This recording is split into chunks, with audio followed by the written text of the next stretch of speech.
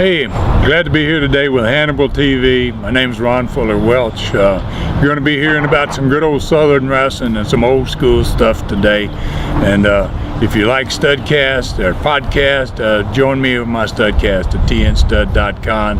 And looking forward to what you're about to see. This is Hannibal from the HannibalTV.com, and today we have Southern wrestling legend and legendary promoter. He had 3 of his own professional wrestling companies, and of course he is the star of the very popular Studcast podcast. Ron Fuller, the brother of Robert Fuller, who we interviewed a couple days ago. How are you doing today, I'm sir? doing great, man. You're much taller than your brother. yeah, I'm a little taller. Yeah, about 6 inches taller. I guess that helped you a lot when you were a college basketball star. Yeah, I played ball in college, and yeah, it sure did help me get a scholarship, and kind of made the way early on in athletics, and it kind of put me in the right path. And to start this off, you're from a very known wrestling family, but of course we're based in Canada, so a lot of our fans may have never heard of it, but the name has come up, the Welch name has come up a lot over the years in our various interviews. Do you want to talk about the history of the Welch wrestling family and what it was like growing up in such a family? Sure. My grandfather, let's go back to my grandfather's day. My grandfather started wrestling in 1924 in Columbus, Ohio. Was from the out west, lived in New Mexico, born and raised in New Mexico and in Texas, out in that general area. He has several brothers. There were 4 brothers. All 4 of them end up wrestling. But my grandfather's kind of the start of the Welch dynasty, I guess you'd call it. My grandfather was an amazing guy. He learned to wrestle from the first Dutch Mantel, the original Dutch Mantel, not the Dutch Mantel that everybody knows now. And that guy was a phenomenal shooter. And he taught my granddad how to shoot first. That's the way it was back in those days. You learned to shoot, and then you had opportunity to learn to work and get into business after that. My grandfather used to take me on lots of trips, told me lots of stories about Dutch Mantel. Dutch Mantel was a legend in the western United States. And one story I like to tell, my grandfather says that he said Dutch Mantel was a wealthy man. And that was pretty hard to do back in those days. This is early 1900s, about 1920. He started wrestling, shooting with Dutch. He said the first time he worked out with Dutch broke his ribs, put him in a hook scissor, and broke his ribs. And Dutch had that Dutch accent, and he said, "I guess I never see you again." And my granddad was, just having a hard time breathing. He said he was all bent over, and he said, "No, I'll be back. And a couple months later, he came back. Anyway, Dutch used to I asked my granddad, how did Dutch make himself a millionaire? He had a tremendous amount of money. And he said he had a gimmick he used to do because he was a shooter and he wasn't really a big guy, that he would travel around to small cities in the West. This is back in the early 1900s. And they had the saloons, the old saloon days. And he said he would go into a saloon about 5 o'clock in the afternoon. Nobody knew him. He'd just move from town to town and do the same deal everywhere. And he would have a few drinks, and then he'd be real loud, and, so people are kind of looking at him. And then he would say, "Okay, hey, I'm here. I'm a fast runner, and I'll outrun anybody in your town." And he says, "I'll cover all the bets. Any bet you want, I'll cover your bet." So he wouldn't get big bets first time. Like my granddad said, first time people didn't know him. They said, "Well, maybe he is fast. He's not real big, so maybe he's fast." So anyway, bets were small. He'd cover the bets. They'd go out in the street and race down the street about 100 yards or whatever, and he'd lose. He'd go back in the bar and he'd be real pissed off, and he'd, "No, man, I'm an arm wrestler. I'm really strong. I'm an arm wrestler. I'll arm wrestle anybody, and I will double the bets." And so, he'd get more money. He'd get bigger bets this time because, you know, he didn't look that strong, you know, so bets would go up. Plus, the people in the bar would start running out of the bar and go find their friends and say, "You come over here. You got a dummy down here at the damn saloon, and he's just throwing money out." So the bar would fill up. By the time he got to the arm wrestling contest, there'd be a bunch of people in the bar, and so then he'd do the arm wrestling contest. Boom, he'd lose big time. You know, and then he'd get really mad, may turn the table over, you know, and he'd just go, "You know what, I'll beat anybody wrestling." You know, well, gosh, then they would. Now he's small, you know, and they know he ain't strong, and they know he can't run, and he says that I'll double all the bets. Whatever you bet, I will double it. And he said the bars would empty, the saloon would empty. He would wait 30, 45 minutes. Saloon will fill up. He got all the money in town. Everybody brings their money, throws their money into the deal. They go out in there in the road. He said there was no ring. Obviously, they didn't have rings back in those days. They just go out there in this dirt road in the middle of the town, and he would take the guy down and put something on him, make him give up 20, 30 seconds, sack up all the money, and just travel down the road, get on his horse, and ride another 20 miles, and next day he'd do the deal in another town. He just did that, my granddad said, for years. My granddad's name was Roy Welch, so he taught Roy how to shoot, and then he got him for his first job. He got him booked in Columbus, Ohio, one of the first territories in America. There were actually 2 territories in Ohio back in the early 20s. One was in Columbus and one was in Toledo. And my grandfather started in the Columbus territory. Made a name for himself, decided that he could be a promoter, wanted to do his own thing, and he traveled south to Tennessee and started creating his own business, his own territory. Obviously it was tough, and he would find places where they were actually having matches, established matches, and he would go in the night of the match, and he would just find the dressing room. He would kick the door of the dressing room open.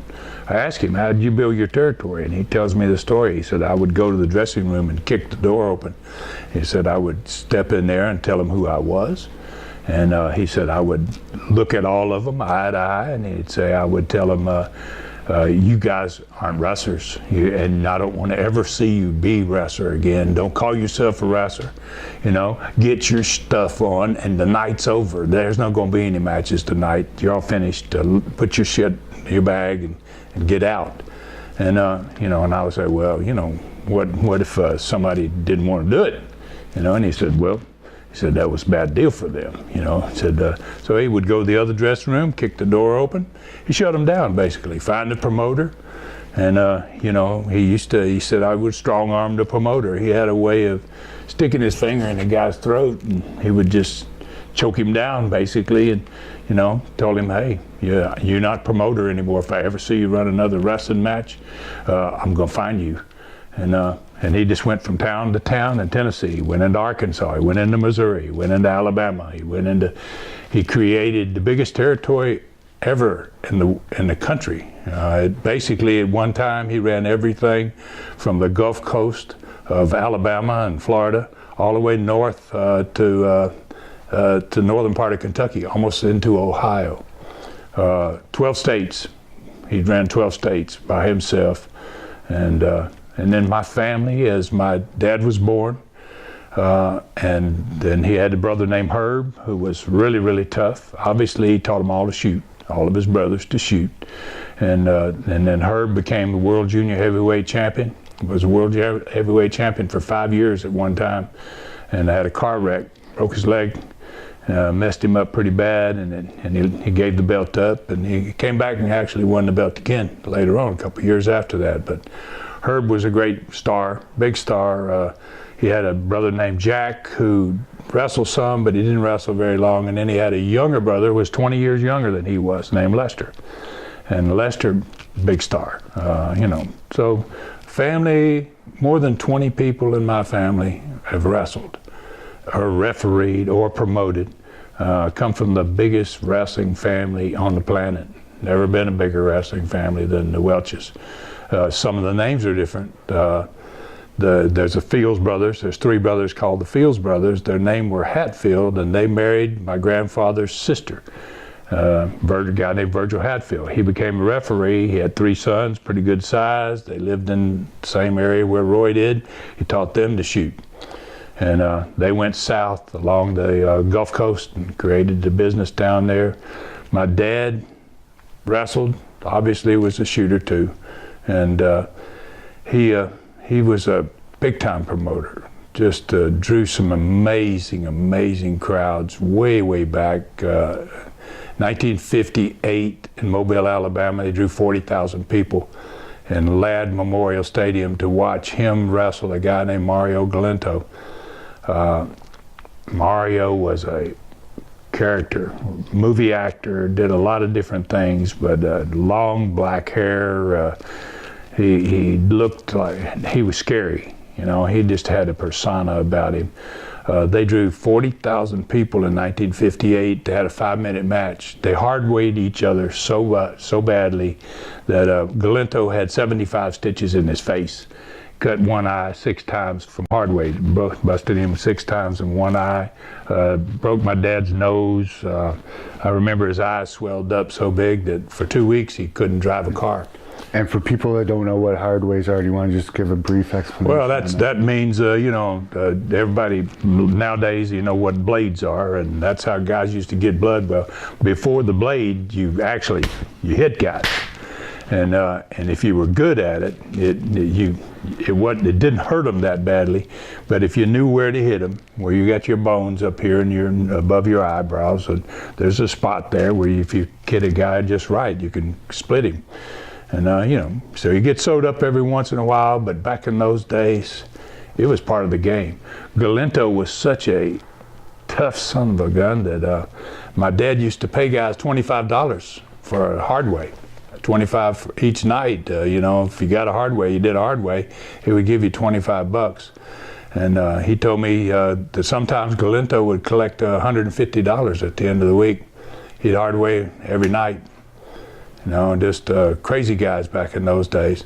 But he drew 40,000 people in Mobile, went to Memphis, dead territory, made Memphis one of the best wrestling cities in the world. Dad just exploded it there. They drew 30,000 people in a baseball stadium there in 1961 with Sputnik Monroe against a guy named Billy Wicks. And someone wanted me to ask you about Billy Wicks. A friend of mine, Matthew Granahan, was trained a little bit by Billy Wicks a long time ago, and he wanted if you could say something about Billy. Billy was a tremendous wrestler and a good-looking guy. Billy went to Memphis came there and worked for Dad. He had a friend, another guy that was pretty darn good too, who was small, named Greg Peterson.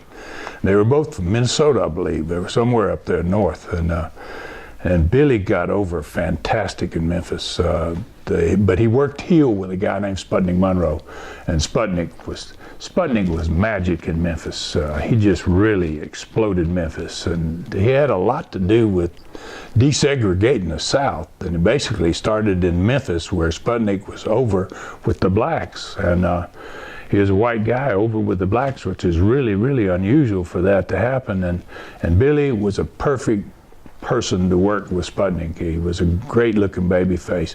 That match in Memphis, I went to see that match, and it was for a Cadillac, and it was in a baseball stadium, Russwood, I believe it's called Russwood Park, and it probably seated 30,000, and all the stadium was full.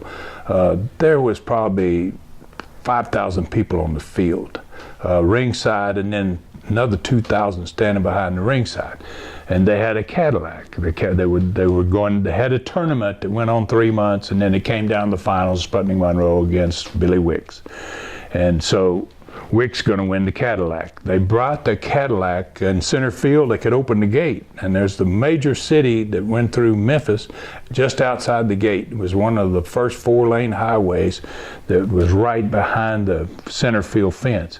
They opened up that fence and they drove this Cadillac in and parked it out in center field.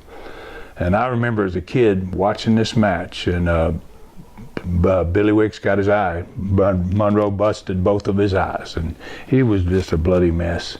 And when he won the car, he actually won the car, so he gets out of the ring and he goes to the car. And I never seen anything like it. Those thousands of fans on the field followed him, but then they just came over the fences, and they looked like 10,000 people went out there to where the Cadillac was. And I guess he was going to get in the car and drive it out the gate. They opened up the gate and he was going to drive it out the gate, but so many people followed him. So many people were so involved in that match that they just covered the car up. And he got in, he's all bloody, and he's brand new Cadillac. He's just bleeding all over it, and he can't drive it because he can't move it, right? There's too many people there. And they saw that he was wanting to get out and drive off in the car. And a phenomenal sight. The crowd picked up the Cadillac with him in it, and they carried that Cadillac out through the gate and set it down in the highway out there, and he drove off. It's like, wow, man. So my dad did that. He went to Arizona, did the same thing in Arizona, drew the biggest crowd ever drawn in Arizona wrestling. Went to Atlanta in 1964 when I was a sophomore in high school. And 2 years later, Atlanta drew the biggest crowd they ever drew in baseball stadium there, Ponce de Leon Baseball Park. And he wrestled Mario Galento, same guy he had wrestled almost 20 years earlier in Mobile, Alabama. He wrestles the same guy in the main event, and Rocky Marciano was the referee. They drew 32,000, I don't know exactly the number, but just, crowds that still are records, still record crowds in at least four different states. And then my brother and I got into it, and I started my own company at 26 years old. I started my first wrestling company, bought one town, turned it into a territory, got in the NWA, and then a few years later, 5 years later, I bought a second territory along the Gulf Coast, and got my brother involved with me in that one, and I have a cousin named Jimmy Golden. He's a great worker. Took Jimmy with me, took Bob Armstrong with me. And made them partners with me, and we went down to Pensacola.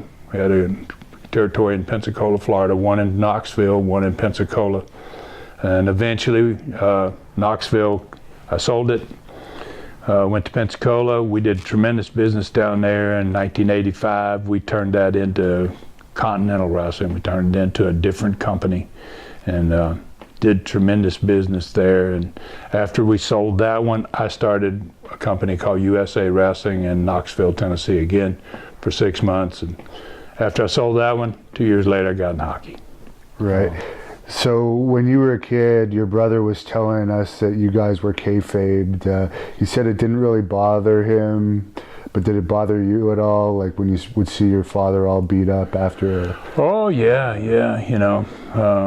When you don't know what the deal is, obviously, and it's real blood, you know damn well that's real blood. I mean, you see him when he did that first hardware, as I was talking about with Mario Galento in Mobile, his eyes were black for 2 weeks, so swollen that he couldn't see at all. And I remember he went over one day to the mirror above the fireplace, and he opened his eye like that, tried to just open it up, and blood squirted out onto the mirror. He had so much blood after 2 weeks still in his eyes from being banged. His eyes were bruised and whatever, so yeah, that's hard. It's hard for you to deal with that. So even despite all that, did you always want to be a pro wrestler, or was basketball your first love? Well, not really. I always wanted to be a pro wrestler. I think, growing up, like I said, I used to travel a lot with my granddad when I was 8, 10, 12 years old. And my granddad was a nut. This was Roy. We're talking about the original guy, the guy that started us all in that profession. And he trained the first wrestling bear in history. He was just a wild person. And my brother and my cousin Jimmy are about the same age. I'm about a year older than both of them. And he would, when we were visiting him, Jimmy lived on the farm where he did, where Roy lived. He would get his gun out and he would shoot at him and chase him down the road, and then he would say, get in the car, we'll drive to Memphis. He would be going to wrestle in Memphis, and he would tell me stories all the way there. Driving 120 miles an hour down 2-lane road, down the middle of it. He'd get over when a car was coming, and he'd get back in the middle when it wasn't. He had a siren on a car, like a policeman does. He had a blue light that he could put up in his dash, and he had these badges from different governors of the states because he was very politically involved, trying to maintain this huge territory. He would have these governors that he would contribute to, and they would give him these special badges. And I remember one time he got stopped, one of the only times I ever saw him get stopped, and he pulled a guy over. He had a guy in front of him, and the guy was driving really slow, and it was a curvy road, so he just turned his siren on and put the blue light up there, and the guy thought he was a cop and pulled over, and he went on by him, and there was a cop right up over the hill. The cop stopped him, and he says, and my granddad wouldn't even roll the window down for him. The cop knocked him bang on the window, you know, and he just reached in there and he started shuffling through his center console, and he found the state he was in, and he held the badge up there. And the guy looked in the window of the cop, and he says, "What is that?" He goes, "The badge from the governor." You know, and he said, "Put the window down, let me have it." He would look at it, and he just said, "Okay, go on." You know, I mean, so he was quite a character, man. He got, I'll tell you one about Rattlesnake, okay? This is the kind of guy he was. My brother, and I don't know if my brother told you this one. No, said he was going to let you tell the family stories. Okay, so he told me and Rob, and we were about high school, maybe freshman in high school, 14, 15 years old. He says, and we lived in Mississippi and he lived in Tennessee. And he said, "Do you guys have any rattlesnakes down there where you are?" And we go, "Yeah, man, there's all kinds of snakes there. We got rattlers there, you know." And he says, "I'll give you guys $20 for a live rattlesnake." So we catch him a rattler, and we put him in the bucket, and we're going to go visit Roy about a week later. We keep this rattlesnake in the bucket for a whole week, sitting on the carport, and anytime you went by it, you know, we kicked the bucket, and boy, he'd go crazy. So we go up to Tennessee to visit Roy. So he pulls the rattlesnake out of the trunk, and he's got the lid. We got a lid on the big 5-gallon bucket, and he just dumped the rattlesnake out on the ground. I never saw anybody catch a snake like that. I mean, snake hits on the ground, and he grabbed him just behind his head before he could even coil. And then he said, "Y'all want to see something?" I said, "Yeah." So we followed him out to a milk barn. He had a big dairy, and he had the rattler by the back of the head, and he had a needle and thread there. And he had already threaded the needle, and he sewed that rattlesnake's mouth shut so they couldn't bite you. And then when he finished sewing his mouth shut, we watched all that. I was like, "Gosh almighty, man." And that snake you can imagine, he was going nuts, you know. And then he took the snake and he threw him in his Cadillac. Just pitched him in the car, closed the door. And I said, "What are you going to do?" And he goes, "I'm riding." I got 3 guys going with me tonight. He goes, "I'm going to have some fun." So I'm like, "Whoa, you got a live rattlesnake in there?" And he goes, "Yeah. That's as good," you know. So I asked him next morning, I said, "What happened?" You know, and he said, "Boy, I got her up to about 120. And he goes, the old snake was quiet. He was under the front seat, and just sat there. And he said, "I finally had to tell a joke." And he said, "I told a joke, and at the end of it," he said, I was laughing, and I slapped that seat. And he said, "Boy," that he was underneath the front seat. He said he started cranking up, you know. And so I said, "Well, what did you do? Did you slow down?" He goes, "Hell no, I didn't slow down. I kept her 120. And I said, "What did they do?" And he said, "They started opening their doors." And he said, "They were about to take the leap, you know." And I was like, "Oh man, are you kidding?" You know, so they used to do crazy ribs back in those days, and he was a nut. We actually heard yesterday from Brian Blair that Andre the Giant was quite a ribber. Did you ever know Andre to be a ribber? Oh, I loved Andre. I mean, Andre and I had great experiences with Andre. Andre worked for me a whole lot in the 70s. I started my first wrestling company in 1974, Southeastern Wrestling in Knoxville. Andre would come in, I'd bring him in. He loved to work my territory because my towns were all close, guys were all great workers, and they all were good. It was good attitude. It was just a fun place to come.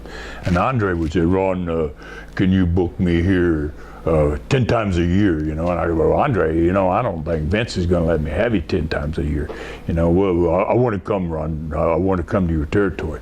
So Andre would come in, and you know, the drinking stories. Everybody's got their drinking stories about Andre. And the first time he came in, we went in. I used to put him in a hotel that had a bar built into the hotel, and he would go to that bar as soon as we got back, and he'd get back sometimes they'd be back by 11 o'clock at night because the shots were real close to Knoxville, and he would start drinking.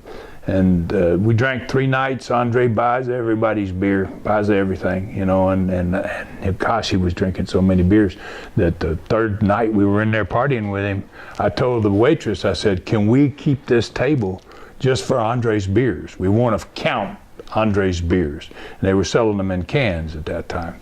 And Andre drank, that night Andre drank 125 beers and wasn't drunk. You know, and a guy that we didn't know came to the table, kind of sat around, because there was a whole bunch of us at one table, and they had the empty table that we were putting the beers on. And the guy just kind of joined the party, and I guess Andre thought he was with us. I thought he was with somebody else. And then the guy gets up and he gets ready to leave, and Andre goes, hey, you pay for your beer? And the guy says, no, you're buying beer for everybody. And he goes, but I don't know you, you know. And so the guy says, well, you know, he's going to give him a little lip about it. And Andre stood up, and Andre hadn't stood up. So the guy had no idea he was that big. And then when he stood up, the guy looked up at him, and Andre just got right over top of him, and he says, you buy your beer. And he goes, yeah, I'll buy the beer.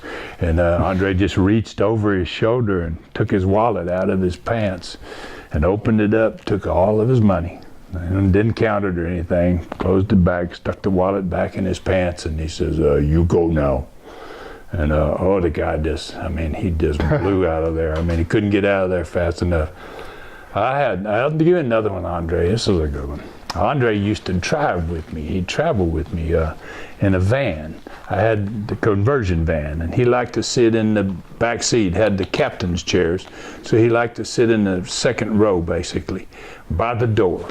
And so one time I pick him up in Birmingham, and I have a meeting with the auditorium people. I take him in there, and I don't take him in. I pull up front, and it's about 5 o'clock in the afternoon. It's right downtown. The people are walking down the sidewalk, and Andre's in the van. And I say, Andre, I'm going to be in here for probably 30 minutes. And he says, okay, Ron. He says, put on that Richard Pryor tape.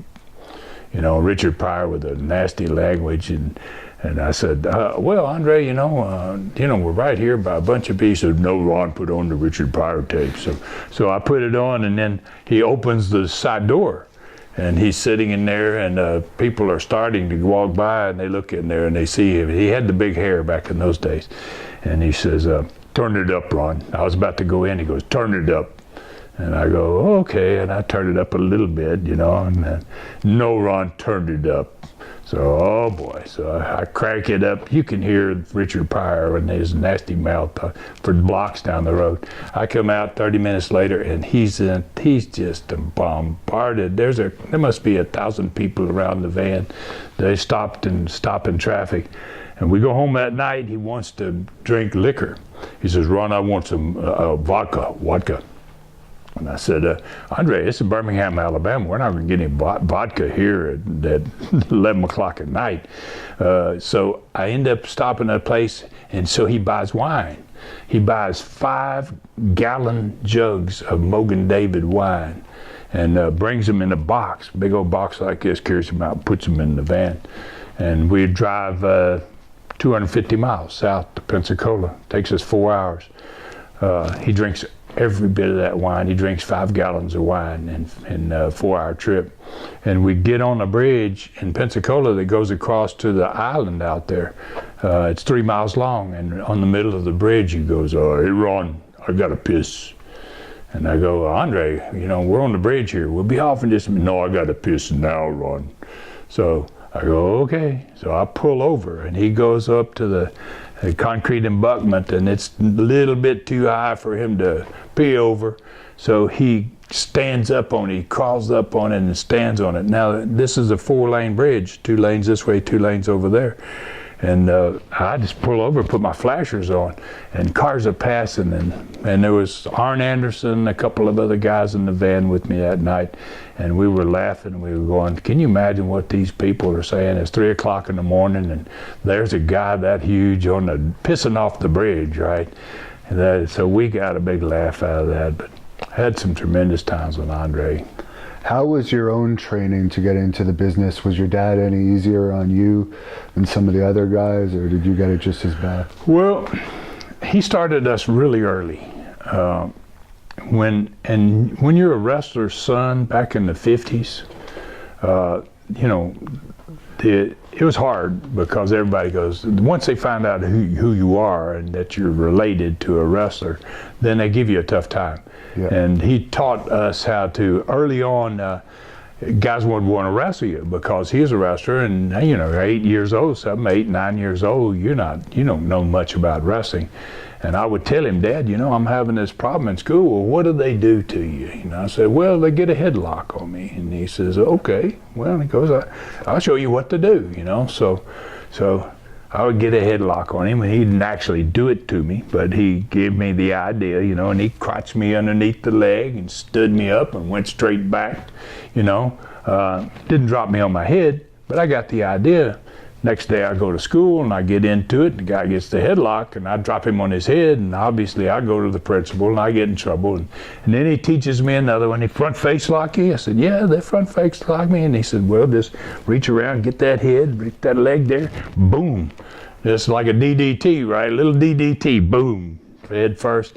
So he started showing us stuff at probably 8, 9 years old.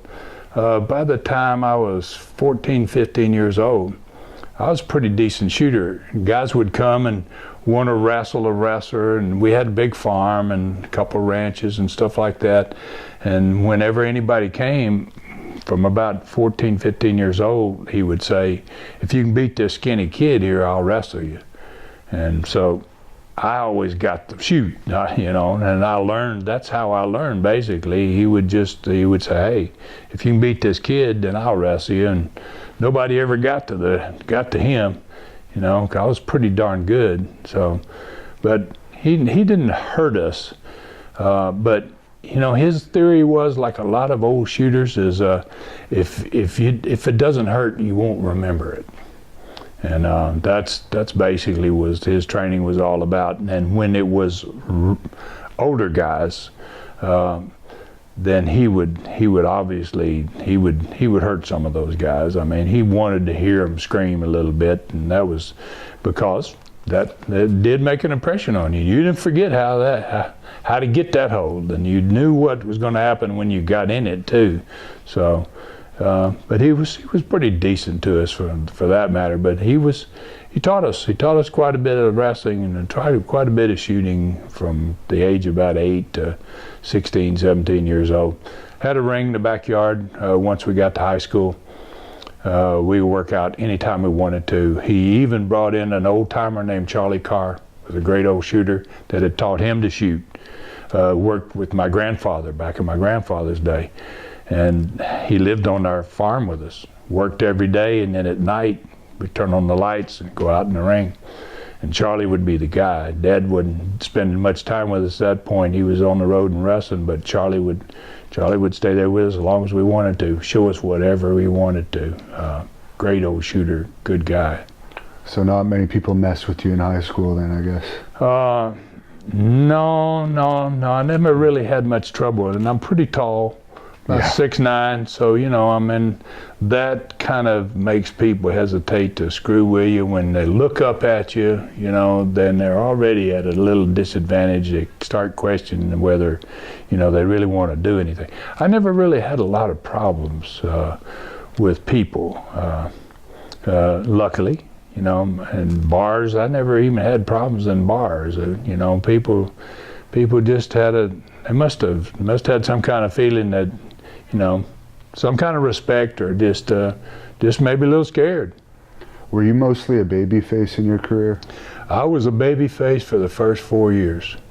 When I started my first territory, I started as a heel. It was because I didn't have a lot of great talent there, and I had some pretty decent baby faces, but I needed heels. And heels are what heat comes from, and that's where your money comes from. So I realized that if I stayed a babyface and I had no quality heels, I probably wasn't going to be able to build my business. So I started heeling in 1974, and I heeled for 2 years, turned babyface, went to second company I owned, went in as a heel, turned babyface, turned back heel, back and forth from then on the rest of my career. And when you wanted to open up your own territory, what made you want to do that? I guess you had enough money saved up from wrestling by that time. Well, when I bought my first territory, I didn't have enough money to pay the down payment. Okay. But I went on a vacation. I was wrestling in Florida. I went on a vacation and took my wife and 2 little boys, and we went to Knoxville, Tennessee, into the Smoky Mountains. And I really loved that part of the country. And before we left town, the night before, we checked into a hotel, and it was a Saturday, turned on the TV, and wrestling was on. I watched it. It was horrible. One of the worst wrestling programs I ever saw. And it kind of just lit me up. I thought, who owns this? I mean, they're running a horrible television here. I mean, they're probably not drawing, and it was a beautiful place to live. So I just kind of made up my mind, let me find out who owns this. And I ended up buying that territory, and I borrowed the money that I needed for my down payment from a friend of mine. And I took him with me from Florida to Tennessee, made a referee out of him, let him haul the ring, let him do a whole lot of stuff for me. We're still friends to this day. And what were some of your greatest opponents prior to becoming an owner? Oh, geez. Johnny Valentine. I worked a lot in St. Louis, 73, 74. 72. Started in St. Louis in 72. Sam Muchnick took a liking to me and booked me practically every show for 2 years.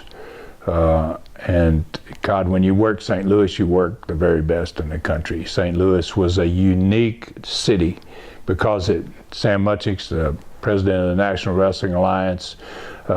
He had the connections with everybody, all the wrestlers across the country.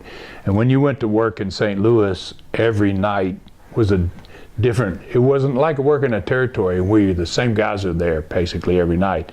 Every St. Louis show was different. You'd go in there, you never worked with the same guy twice. He didn't like to work return matches.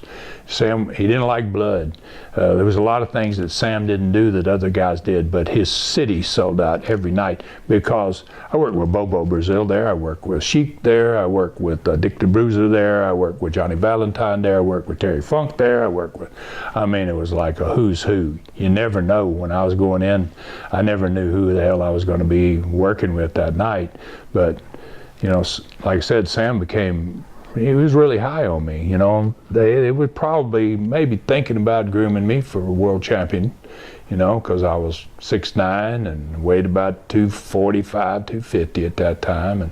And later on I would get to about 270, 275. But there was a real experience there. But God, man, I worked with, and I worked in Florida with, there was tremendous talent there. Florida was a fabulous territory, especially after 1972, 73, when they turned dusty, babyface. Florida exploded. I was there during that. I was there from 70 to 74.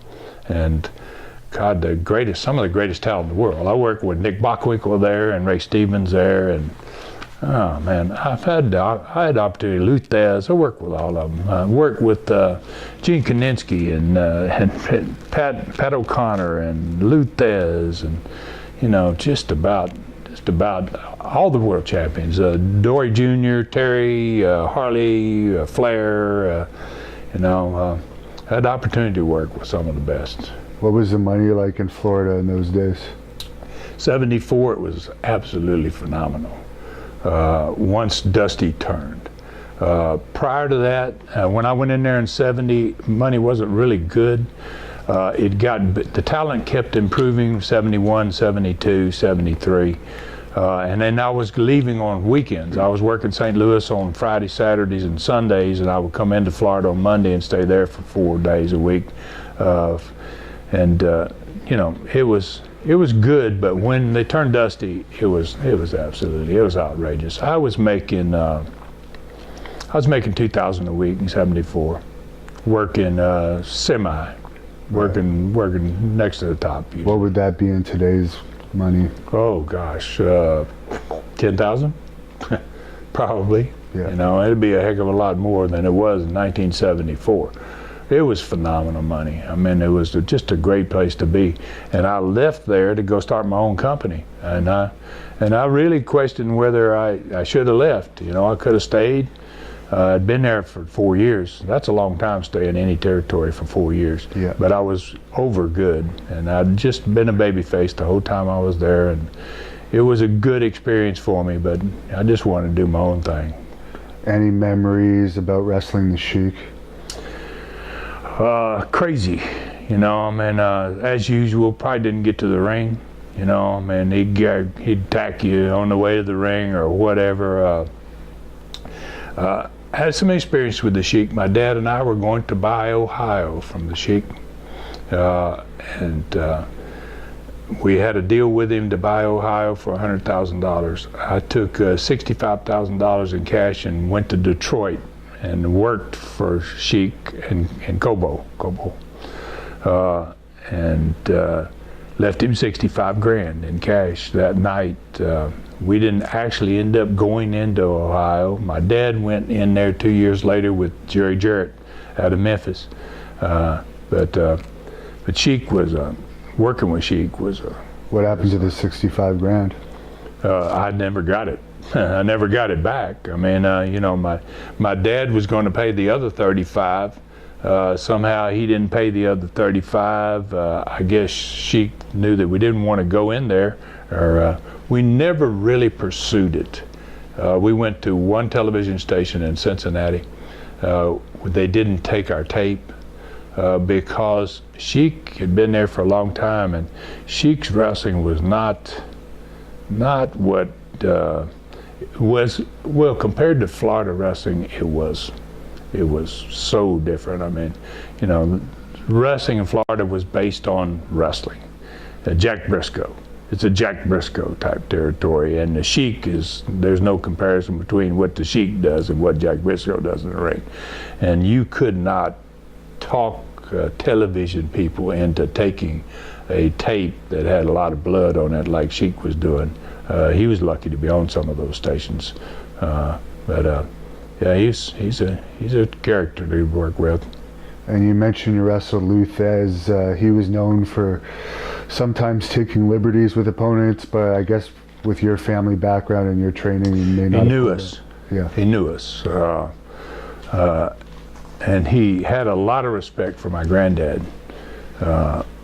In 1948, when they formed the National Wrestling Alliance, my granddad was one of the original people in the alliance, Roy, and obviously they made Thesz champion, and you know, he had a great deal of respect for Thesz.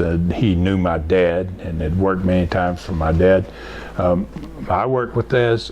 My cousin Jimmy worked with Thesz. My brother Robert worked with Thesz. I mean, Thesz was he'd been around forever. I mean, and a damn tough guy, obviously.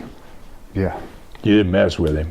No, definitely not. And of course, you mentioned Florida exploding with Dusty Rhodes. Do you have any stories about Dusty Rhodes? Oh, Dusty's a character. Dusty's a wild son of a gun.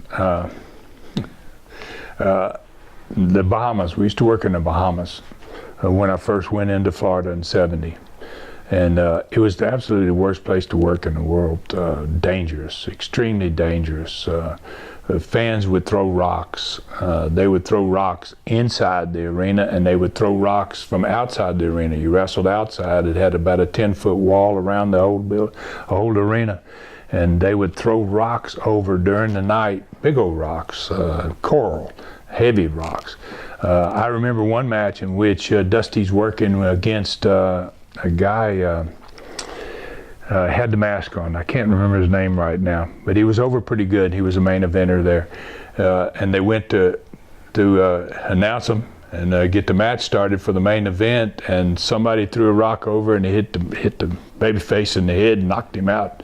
He went down face first in the ring, and Stu Schwartz was the referee, and I'm standing back. I'm a young guy.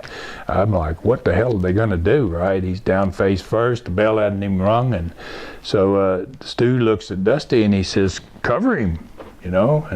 And no heel had ever won a match there. They would have killed you if you'd ever won there and you were a heel.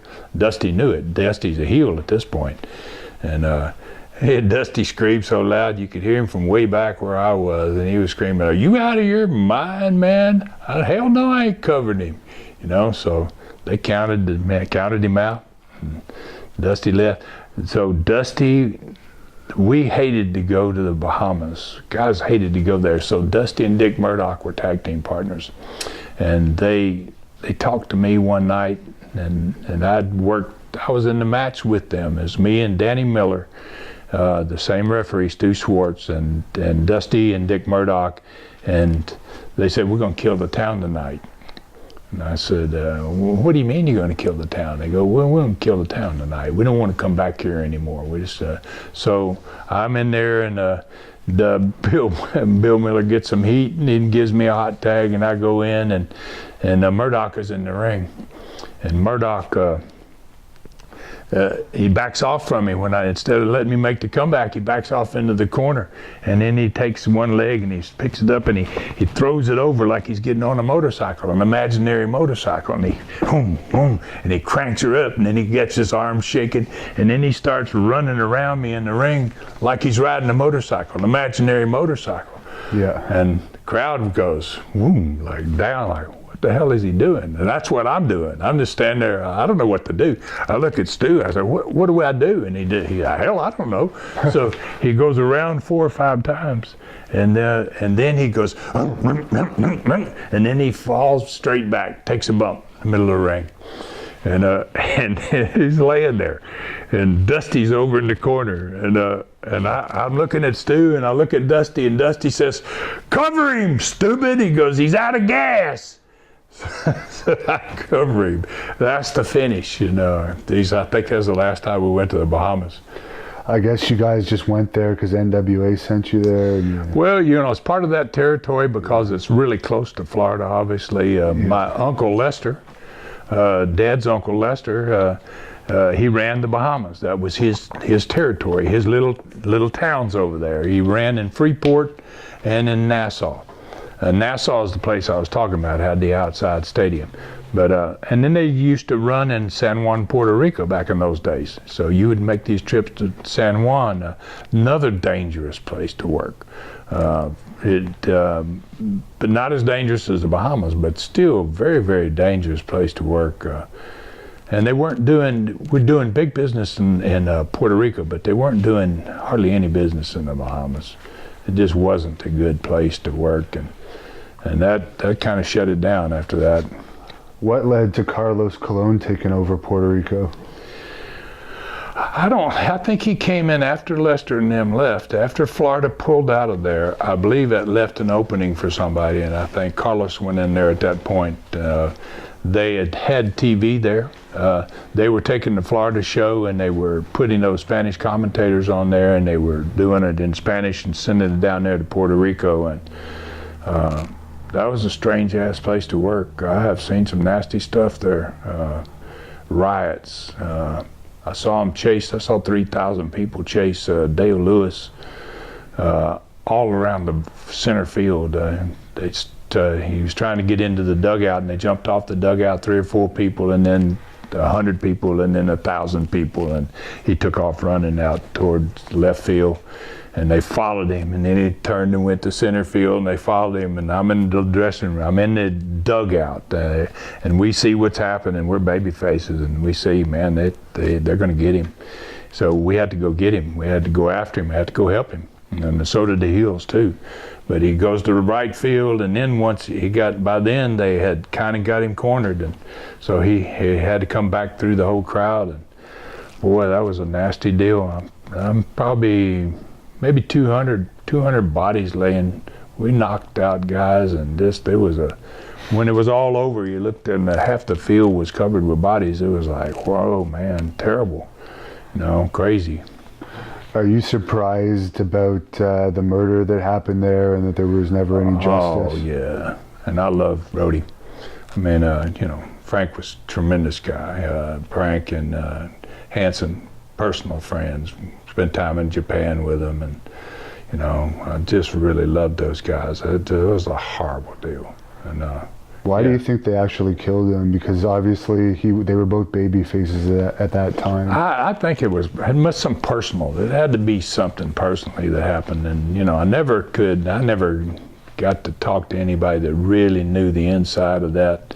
But it was a horrible damn way to die, and they could have saved him. I mean, obviously I don't even understand how that could have happened.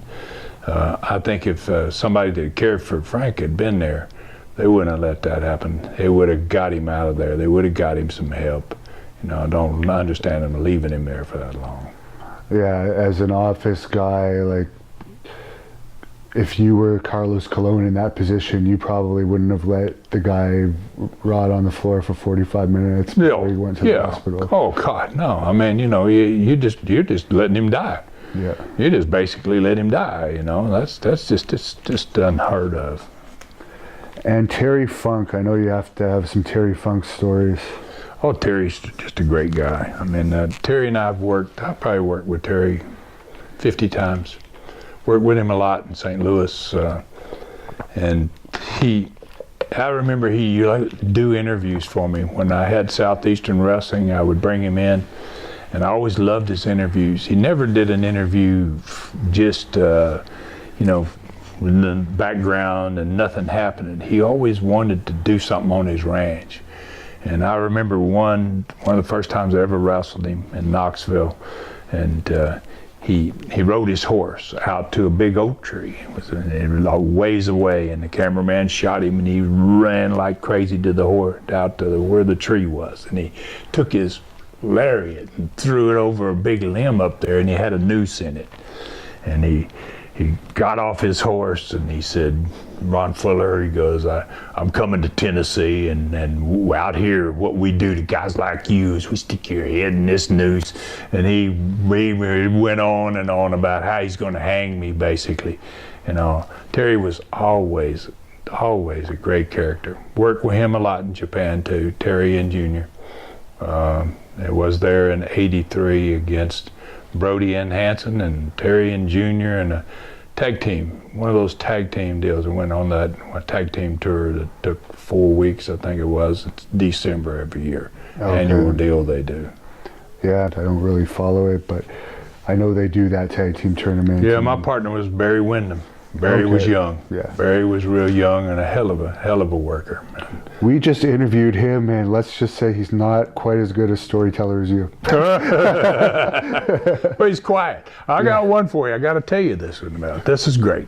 First night, we go from Tokyo to Osaka on the bullet train, and we're working against Brody and Hansen the very first night on television, and so Barry and I go to the ring at first, and they come out of the dressing room. It's a big old building, and they're in the back there, and the crowd just rushes back there to where the dressing room is, and I'm like, I've never seen that before. And when they came out, Stan came first, and he had his rope, and he's just kind of swirling it around like this, and then Brody came out. He had a chain, had a big long chain. And he was swinging that chain, and they would back off just far enough that they were out of the way of the chain, and then he would lower it. He'd get it up here about the head height, and then he'd drop it down when he got close to them, and it would just start taking out their feet. Little Japs, they were all trying to just touch him. They were trying to get close enough to touch him. It was like a game was being played. And then they came down the aisle, and then they got to the ringside, and they, instead of coming on down the aisle and getting in the ring, they went over to the middle of the ringside section, and they went right through the ringside. And they threw all the chairs. By the time they got in the ring, it was probably 5 minutes from the time they walked out of the dressing room. It was like pandemonium. And me and Barry are standing there watching, and we go, what in the hell, man? Look at this. And then obviously we had one of those stiff matches like you had in Japan with those guys, and they were going to do a job for them. It's the first night. They've been there for a long time. And anyway, we get in the cab, and we're going back to the hotel after the match. And we don't take a shower or anything, and it's over. And I mean, it was a stiff match. And we get in the cab, and I'm sitting in the front, and Barry's in the back. And I say, Barry, what'd you think? His first night. He goes, he's huffing and puffing. He goes, Ron, he goes, my daddy never beat me like that. I'll never forget. I was like, oh, damn, that's great. And Harley Race is known as one of the toughest wrestlers ever. Do you have any stories about him? Harley. I love Harley. Yes. Me and Harley had some phenomenal matches, especially in Knoxville. We set all-time record in the building for a sports event. 2 times, the 2 biggest events ever in the arena were wrestling. It was me and Harley for a world title. One was in 1977, one was in 1978. Harley was just, God, he was so good to work with. I really loved to work with him, and we do a lot of hours. I've done a lot of hours with Harley. But we worked that Texas death match. I wanted to change it up, and I said, we can't just keep having the world title matches. Let's have a Texas death match. So I said, what are we going to do for a finish? We're sitting and talking, and what are we going to do for a finish? And he says, I will throw you out onto the table, the announcer's table. And he says, I'll get out there and I'm going to slam you on the table. He said, then I'm going to go up on the top rope. And he says, and I'm going to come off with my headbutt. You out there on the table. And he said, just roll off, right? And so that was the actual finish. I mean, we did a long damn match, a great match, both of us bleeding the whole deal. And so he throws me out on the table, and he slams me on the table. He goes up on the top, and here he comes, and I just roll off, and he goes head first through that table, and his legs were sticking out. The table just collapsed like that, and his legs were sticking out, and they were kicking like this.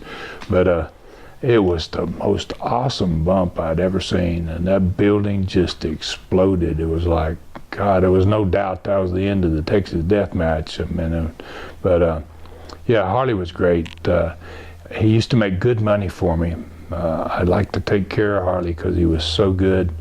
I remember one night he had a $2,000 payoff, 76. Paid him in cash, $100 bills. And he put his hand out, and I started counting them, and I got up there about 1,500, and he was like, boy, you could just tell he was like almost a grin was coming to his face. And when he got to the last bill, he says, Ron, he goes, I'll work for you anytime you want me to. He says, call Sam and tell him I want to work Knoxville as much as I can. Had a real good relationship, Harley. Great guy. Really love him. And a fan wanted me to ask you, who's tougher, him or Dick Slater? Whoa, that'd be a good one, I'll tell you. Slater got the best right hand I've ever seen. Slater's got the best punch I've ever seen. I watched him knock out 2 guys, and And Slater had an MO about the way the modus of operandi, what he liked to do. He would knock them out, and he would drag them in and stuff their head in the toilet. He wanted to put their head in the toilet, and he would flush the commode after. I guess he did that with Sting, from what I heard, right? Yeah, well, I didn't see the Sting, but I watched him do it to 2 other guys. I don't even want to tell who they were, but he knocked them out, and then he grabbed them by the hair, and he drug them in and put their head in the toilet and flushed the toilet. I don't know. Dick was a funny guy, and a great friend of mine. Worked for me when I had the war in Knoxville. Guys tried to take my territory. I will ask you about that next, actually. Yeah, and stayed with me for the entire war.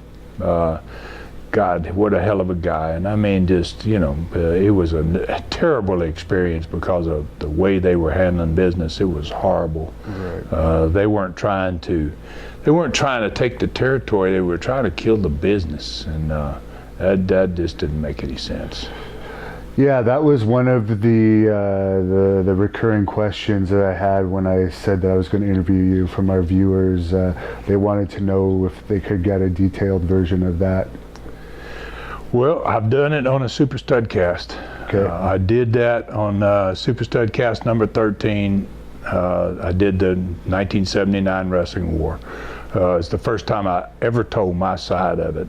I never talked about it. That's the first time I ever have talked about it. And I just recently did that broadcast. It's the biggest one I've ever done. I mean, fans have been asking like that for years. I mean, what is your side? Everybody else told their side of it. But it was my first opportunity to tell my side of it. And well, maybe the 5 to 10 minute version of it, and if fans want to get the long, detailed version, I believe that's on iTunes, right? If they search Super Stud. Yeah, well, you can go to tnstud.com, Patreon. It's a almost a 4-hour deal, and it's $2.99. I do one a month of those Super Studcasts, and I've done one on Terry. I've done one on Stan Hansen, some guys we've talking about. Did one just recently on David Schultz. Who we also interviewed, so I'll ask you briefly about him after, Yeah, so the Knoxville War was a horrible deal because just the way it was done. I mean, I'm very familiar with the wrestling war in Atlanta. My dad owned that territory, part of that territory with Ray Gunkel when I was growing up as a kid in high school. And I saw all that develop. I actually went in there and worked for the NWA organization quite a bit during that time frame. But what happened is that was a very classy, let's call it a classy war, in which neither one of those two promotions tried to kill the business. They were trying to compete with each other, but they were doing it in a way that made sense. And with that one, that was when Gunkel died and his wife took over, Ann, who supposedly may have been having an affair with Ted Turner. Ted Turner ends up on the same station. Yeah. He ends up in the next hour after the NWA hour. She ultimately lost. Bill Watts was brought in as the Bill Watts brought in there. They brought me in because Bill didn't want to drop the title when he was coming to Florida. He was going to go to Florida to book. That's when Dusty's going to get turned in that same time frame. And Bill didn't want to do a job for wrestling too. And I guess they asked him, "Who will you put over?" And I'd never met him. And he said, "I put Ron Fuller over, the guy in Florida." And I came up, worked with Bill. First time I'd ever worked with him. First time I'd ever met him. And geez, he was like, "God, man, what a hell of a worker you are." He said, "I'm coming to Florida." He goes, I'm gonna use you, man, big time. I was like, hell yeah, of course, please do, but Watts and I are real good friends. Did one with Watts. Did one of those Super Studcasts with Watts. Okay. And then, got a lot of friends, and, and when I do those, I've done them with Tommy Rich, I've done them with all kinds of different guys. Bob Armstrong, my brother, Rob and I have a great time because we fight over who's the real Tennessee stud. There's always that argument there. So that's always fun to play with that too. So yeah, we got off track a bit there, but the short version of the wrestling war you dealt with, that was very messy, I guess. Yeah, it was really horrible what they were doing. Now, I don't know if you've seen this very recently. They must have done this in '79, but somehow it's not been seen for 30 years. And I just saw it about 10 days ago myself. It's on the internet now. It's a segment with all 5 of those guys, with Bob Roop, Ronnie Garvin, Bob Orton Jr., Boris Malenko, and Ron Wright, the 5 guys that were part of my crew that wanted to try to take the territory. And after they couldn't take the territory, they did an interview in which they just basically said, here's the business. It's all bullshit, you know. I mean, I've never seen anything as bad as this thing. I watched it the other day. Everybody that's seen it, they want me to, my impression, what do you think? You know, well, I wasn't really surprised. I was surprised that they didn't really show it back in '79. I don't know how it got buried for all these years, but that's a pretty amazing piece of film there. And then they talk about, after they do the first one, on the fact that every match I've ever had, they knew who the winner was going to be, and there was all, you know, it's never had a real wrestling match in the history of wrestling.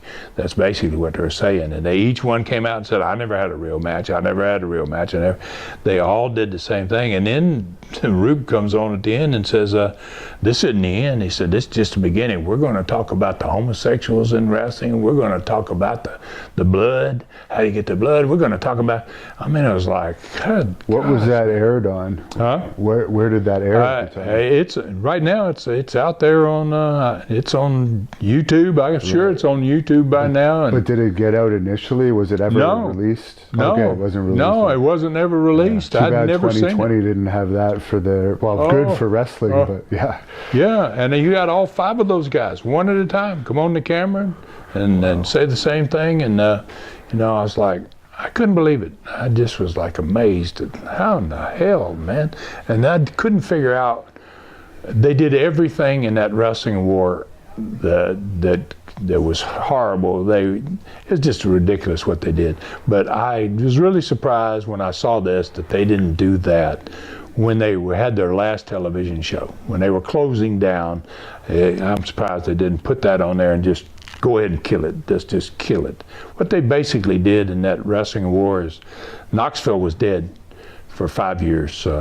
It took me 5 years to build it, and we started in a little dinky building with probably 1,000 people, and we end up wrestling in a coliseum with 9,000 or 10,000, and filling it up every week. Wrestling was tremendously hot there, and they murdered it so badly. When I sold it to Jim Barnett, he could never draw money in there. He sold it to Ric Flair. He sold it to Crockett. Crockett sold it to Ric Flair and Blackjack Mulligan.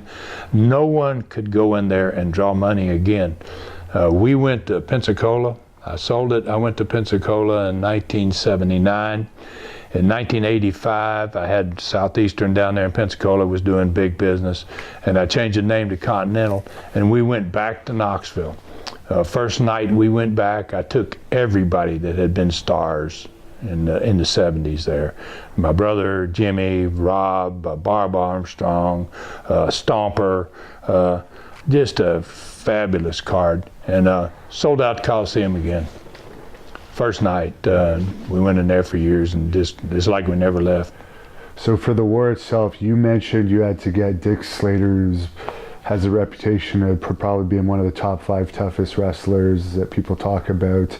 Why did you need to surround yourself with some of the toughest guys? Was there outside of the ring stuff going on during? Oh yeah, there were all kinds of things going on. I mean, it happened to be that Dick was there. He was there before it started.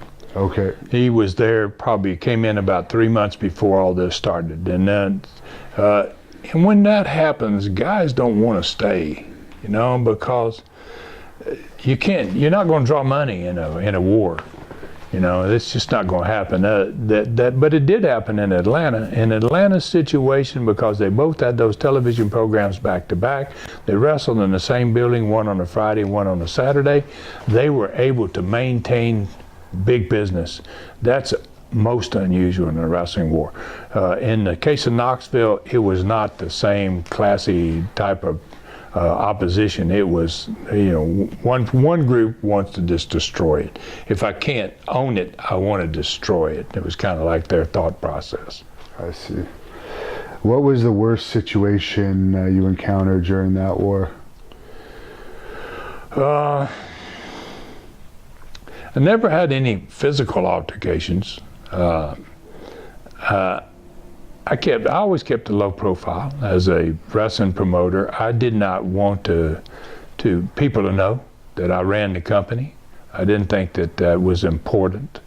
And I didn't think it would benefit me for them to know that I was the guy that owned these companies.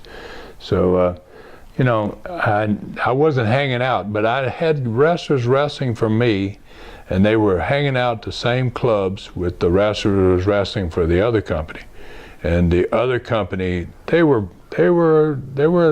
nights when I heard of things that they were getting close to having problems with each other. That never happened in the Georgia War either. And you talk about bringing the territory up from practically no crowd to sellouts. What were some of your keys to success for doing that? Talent, number one. I was really lucky. I was in a territory that was, I'd worked other territories, as other wrestlers do, obviously. It was the nicest, the shortest trips, the best money for a small territory of any territory there ever was. And guys would be leaving, they'd leave home at 6 o'clock. They'd travel 50 miles. They'd make $200 working in a small town and be back home by 11 o'clock at night. On a Friday night in Knoxville, they'd make, top guys would make $1,000. They were making big money, and so guys wanted to get in there. Travel was killing guys on the road. Just these long ass trips, Carolinas, Florida, territory, Georgia, the Savannah runs and all that stuff in Georgia, Tennessee, geez, horrible trips. Territories were big and they spread out. Knoxville was small and tiny, and guys were making the same kind of money as the guys making these long trips. So I was getting some really great talent. My brother booked for me, did a tremendous job. It just once we kind of got it started, it just went crazy. We worked some angles though that were really truly phenomenal stuff. Joe LeDuc and Mongolian Stomper came to us and said, we want to break concrete blocks on each of our heads. We want to break them with a sledgehammer. And we were like, me and Rob both was like, oh God, what are you talking about, man? You won't get killed. No, we can do it. And and Joe ended up going to hospital. They damn near did break Joe's neck. He really had a big problem with it. It really hurt him. So, but those type of angles were just, it was so real because it was real, and we did it we had a great wrestling program. We took an angle like that. We shot the Stomper doing his. He sits down on the mat in the middle of the ring. They put the concrete block on his head. Gorgeous George Jr. is his manager. He takes the sledgehammer and he breaks the block on Stomper's head. 2 weeks later, Joe's going to do it. When Joe does it, we put a slow motion camera on the apron, and we shot that in slow motion. We didn't show it back that week in slow motion, but Joe's block was big. It was not a regular size concrete block. It was a cornerstone concrete block. And George was, of course, Junior was supposed to do it. Stomper and Junior's in the ring. Joe sits down. He puts the big block on his head, and then Stomper grabs the sledgehammer from George, and Stomper hits him with it. And it looked unbelievable. So you had the angles, and you had guys committed to drawing money. You're doing that type of thing. It's hard for you not to do big business. For this Stomper, I was trained in the Calgary territory, and they were always telling me he drew well, but he was a pain in the ass to deal with sometimes. Did you have that issue? You know, it's really funny. Yeah, I mean, he had that reputation, but I never had any problems with Archie. And I loved Archie, I guess because we had a great personal relationship. Must have worked with him 100 times, well, maybe 300 times. God, who knows? But Archie had a really bad reputation about, not being happy with his money, not being happy with this, not being happy with that. But what we did with Archie was totally different. We had an opportunity to get a guy, tremendous talent. A great looking body. I mean, just he had it all. And when we brought him in the first night we brought him in, we had a 2-ring battle royal. And I remember the finish on the 2-ring battle royal is you got 2 guys left in ring 1, and they wrestled the 2 guys left in ring 2, and it was Archie paired with Rob, with my brother, against 2 baby faces. And Archie just, bell didn't ring or anything. They get them separated, to get them in the ring. They're starting to announce who's going to be, and Archie just goes crazy. He beat the hell out of both the baby faces, throws them in, kicks them in the gut, stomps them in the face, and then Rob's his partner. And he grabs Rob and throws him in the ropes and kicks him in the gut and stomps him in the head. And then he counts them, he covers them all, they counted them out, and he gets the check for $10,000. And he took the check and he put it in his mouth and ate it. When they gave him the check, he just ate it. And then he got out and started toward the crowd. And I'd never seen anybody get over in one night. I mean, he got over in one night, and he was a phenomenal talent. It's really a great talent. And working with the Freebirds, any thoughts on them? I like those guys. Those guys were great workers. They worked for me in Southeastern way back when we started in 80, 81. And they worked a lot with Rob in Atlanta with Barnett after they left there. Terry Gordy worked for me a heck of a lot. When they split up, Terry worked a lot for us. Michael Hayes, I worked with Michael Hayes in Mobile, Alabama. I tore out my knee in the match with Michael Hayes in Mobile. Good workers, great interviewers, crazy boys. Yeah. Crazy boys. Have a good time. Just wild. And Hulk Hogan started with you guys in Pensacola. Any memories of that? First time I ever saw Hulk, I had 2 territories going. I had a Knoxville territory and down south. I was already started in Pensacola. I put Louis Tillett down there as booker for me.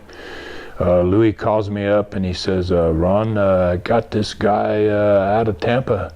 He's big, Ron. He's your height. He's big, 300, maybe more than 300 pounds. He says, can you come down here and put him over? He says, he's not a very good worker. He doesn't really know what to do. He says, just having a match with you will help him a lot in figuring things out.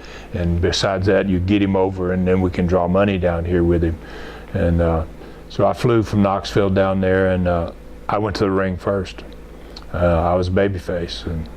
And I went out to the ring and I saw him coming from the dressing room, and I was like, and he didn't look like Hulk. He had black hair. He had his chest shaved in a triangular shape.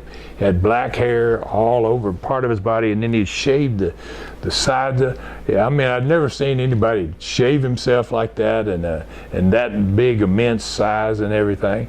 We had a pretty decent match, but he really was. He was very, very green. Worked with him in Knoxville right before he went to New York. Terry was a good guy, and we drew some big money with him down there, especially the Andre angle. That's where the first time Boulder and Andre got together, Terry and Andre got together, was down there.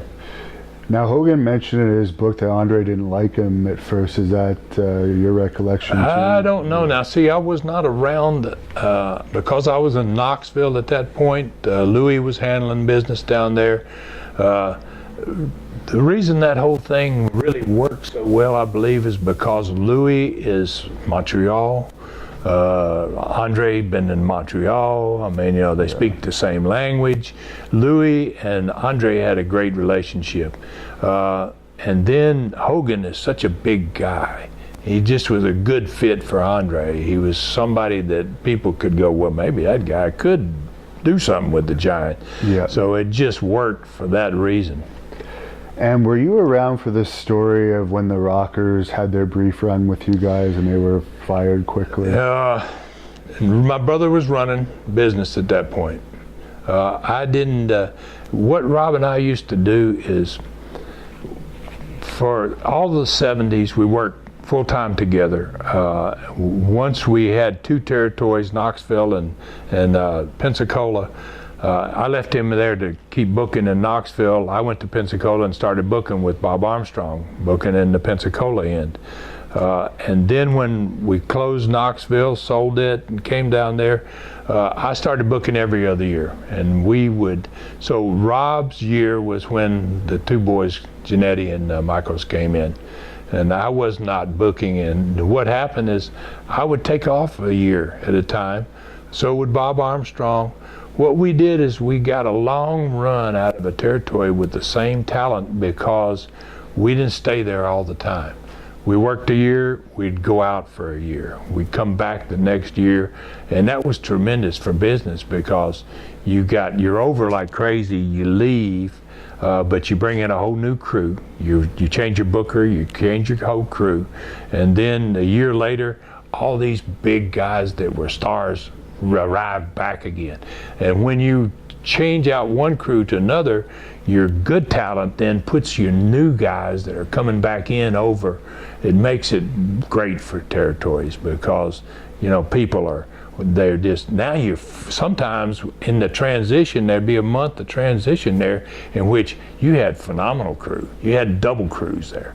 And you had these guys going out that still had heat. They were putting over these big time baby faces that are just coming back, and it just exploded business. It was good for business. And Kevin Sullivan, I've interviewed a couple of times now. I know you knew him pretty well. Anything about him? Oh, Kevin's a nut. And Kevin is really, he's one of my best friends in the business. I really love him. In fact, I talked to him yesterday. Oh, okay. He called me from Washington yesterday. Interesting. And we talk probably every 2 months. Kevin's got a great mind for wrestling. Did a tremendous job for WCW. And has a great mind for wrestling, and he thinks that I have a pretty decent mind too. He's worked for me in all of my territories, every one of them.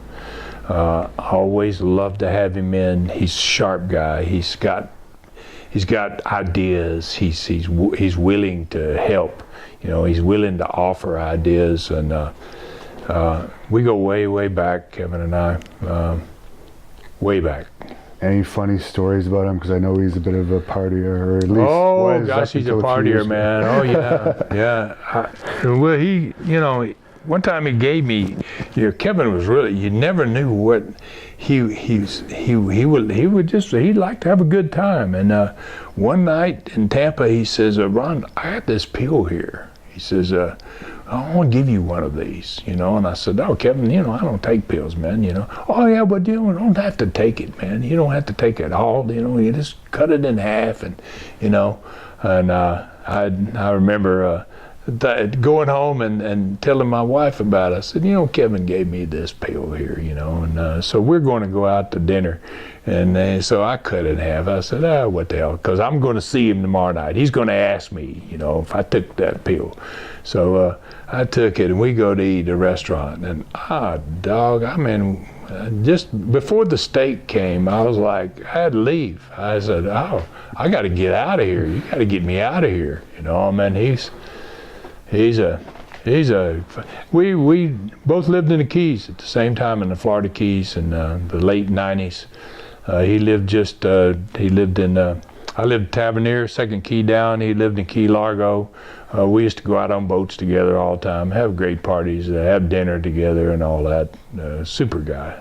And Jim Cornette, you've done numerous appearances. I love Jim Cornette. He's a crazy guy too, yes. One of the sharpest guys out there. Just got a tremendous mind, and never had the. He wasn't working when I was doing my thing, so I never had the opportunity to book Jim. He ends up with a lot of my guys.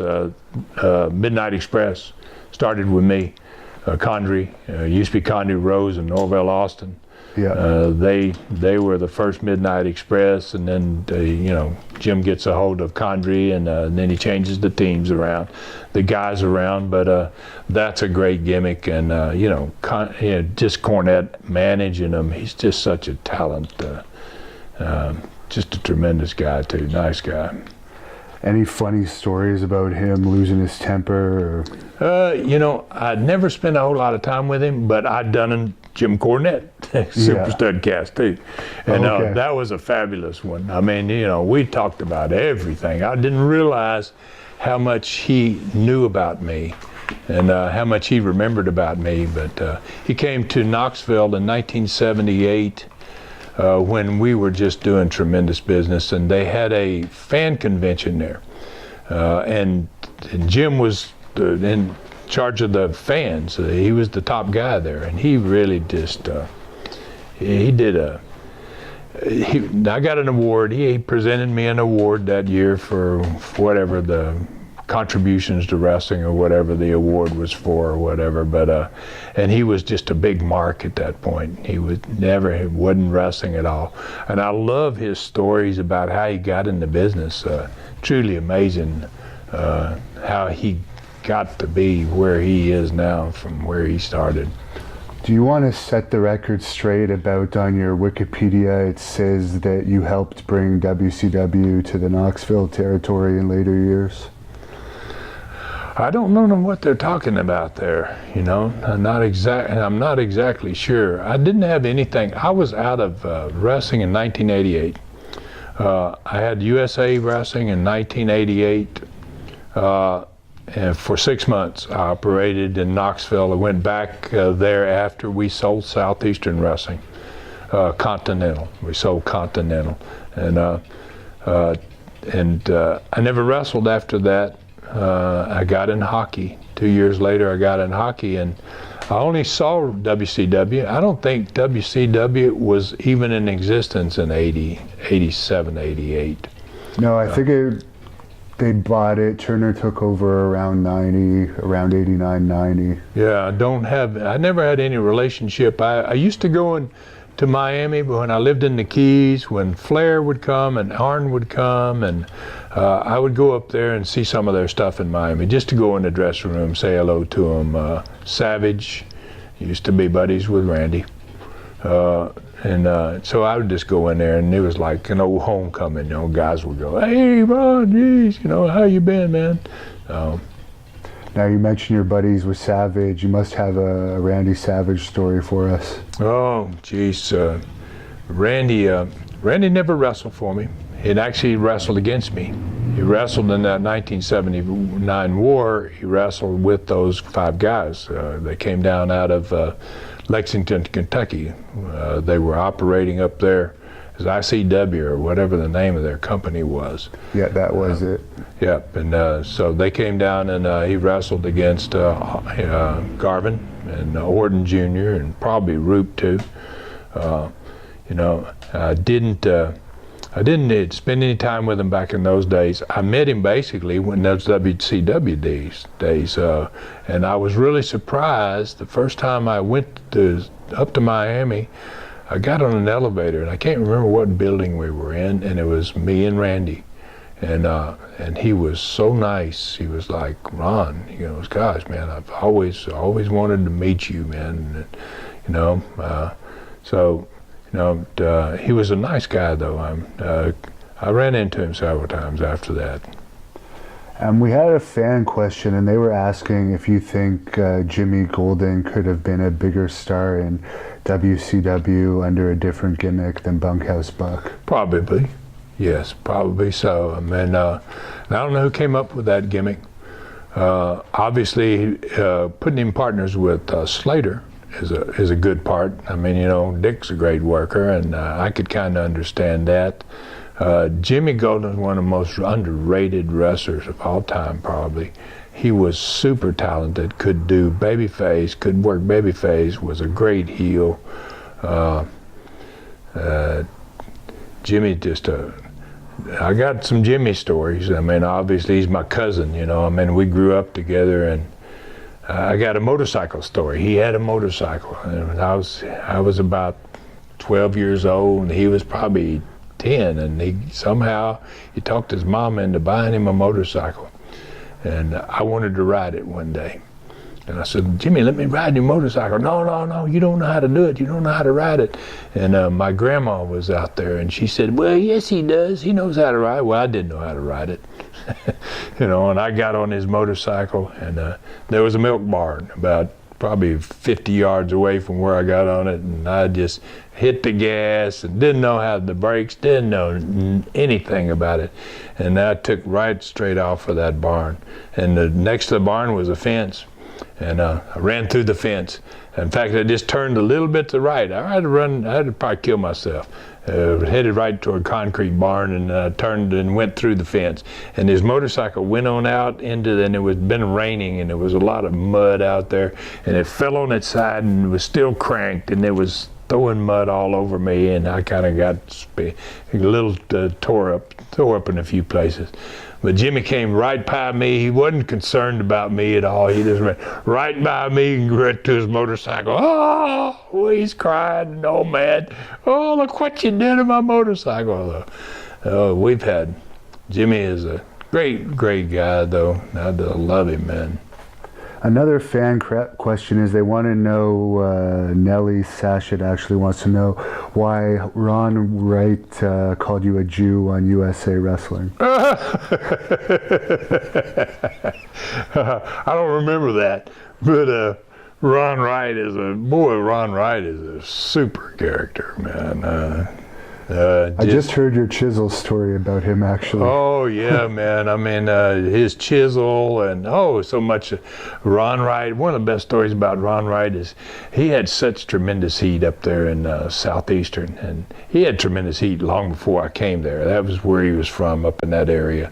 And we used to work in Harlan, Kentucky, up in the eastern coal mining country of Kentucky. Oh, it's a dangerous place to work. And he had an airplane. And he flew his plane into Harlan one night. And we went down to the building, and there's this high school gym, and held about 3,000 people. The population of the city was 3,000. We had 3,300 in the gym. I mean, it was like everybody in the city's in that gym. And we had some kind of hot finish, and Ron was all right. You're gonna kill my car, man. My plane. I can get out to the airport and catch on my plane. So he goes back to the airport, and he can't find his plane. He tells me about it next day.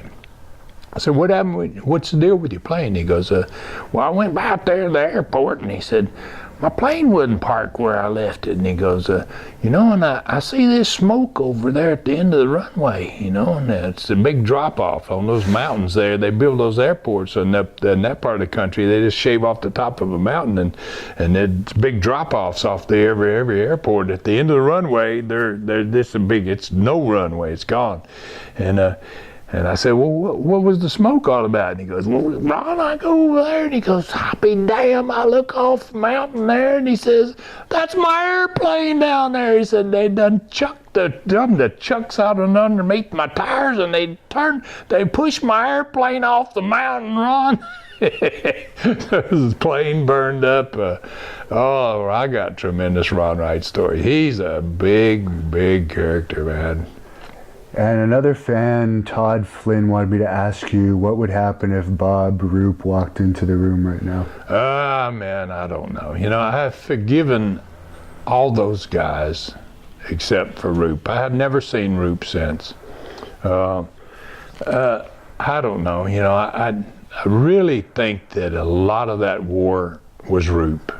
A lot of those guys, all of those guys, in fact, had worked for me for years and never had a problem with any of them. And Bob Roop came in February, put him in as a booker, and this crap all starts in 4 months, 3 or 4 months later. And I believe, he's the guy that instigated all of it. And You know, I don't have good feelings about him, but I don't like to carry grudges, and I don't think the good Lord wants us to not forgive people. And you know, and probably if I saw him face to face, it's been a long time. Which it probably will sooner or later, because I know he's at the WrestleMania conventions this year, and you're probably going to be doing more and more of those. Yeah. Yeah, I'm going to be running. In fact, I think we're both on one in Charlotte, one coming up in Charlotte in August, and we're both for the same company. Maybe they could have a wrestling match between you guys. Get it all out of the system for good. Yeah. Between the two of you, Roop was very nice to me when I met him, but you're in better shape than Roop is now, but he still has a very thick neck. And Paul Bannock wanted me to ask you, what about the footage owned by David Woods and Woods Communications? Are there any plans to release any of it? Well, he doesn't actually own it because he never really paid for Continental. So, you know, we have found some of that footage. We've got some of that. In fact, we just released a 5 DVD series of Continental matches from probably 1986, 85, 86. And we've got more that we may be going to release. We just wanted to see how that did, and it did very well. I mean, people were really interested in it. We ran a tremendous business back in those days, so we had a great talent there all the time, and we had super angles, and we were doing stuff that was drawing money. Melissa Tillery wanted to know which wrestler's death affected you the most. Boy, there's been a lot of them gone, man. I'll tell you, Dick Slater, probably. Man, Dick just had a great relationship. I started with Dick in 1970 when he first started wrestling. I had been wrestling for about 6 months, and Dick was being trained when I went to Florida. Dick Slater, I love to tell him about his very first match because it really defined what he was going to be as a talent. And my dad and I went out of the dressing room to watch. He was first match in West Palm Beach. It was his very first match. And we watched him go to the ring, and he took his time. He was a heel. And he worked the crowd unbelievably. He walked a little ways, and as soon as he got the first little scream, he stopped, and he looked in the direction of wherever it was, you know, and then he started again. And by the time he got to the ring, he already had them. They were already starting to boo him. And he jumps up on the apron. And this is just unbelievable for a guy that's never been in the ring. It's his very first match. He jumps up on the apron of the ring, and he turns around and he looks at the crowd. He just gets them to where they're just, you know, he hasn't done anything. He hadn't even been in the ring yet. And they're all into him. They're all booing him. And he real cockily grabs the top rope, and he goes to jump over the top rope, and he hangs his toe. And he takes a bump head first in the ring. And the pop, oh, what a pop it was. My dad's sitting there next to me, and he goes, well, I'll be damned. He goes, I believe that boy's got it. You know, it is, some guys just have a knack for it. And another fan's asking what the maddest you've ever been at someone in the ring was. Oh, geez. I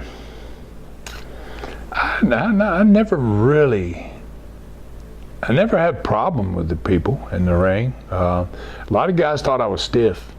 You know, I got a lot of complaints sometimes about my punches and stuff, and you know, but I never really got upset too much in the ring. I've screwed up when I was young. I remember Chotty, one of the Japanese guys, broke his nose throwing a punch when I shouldn't have thrown a punch, and you know, probably more people mad at me than what I was ever mad at them. I didn't ever really have no altercation ever with anybody in the ring, and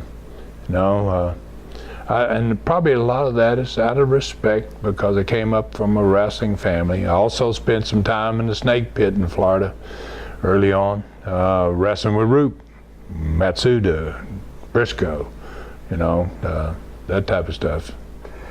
And Nellie J. Satchett wanted me to ask you why or why not were you ever in the AWA or WWE/WWF?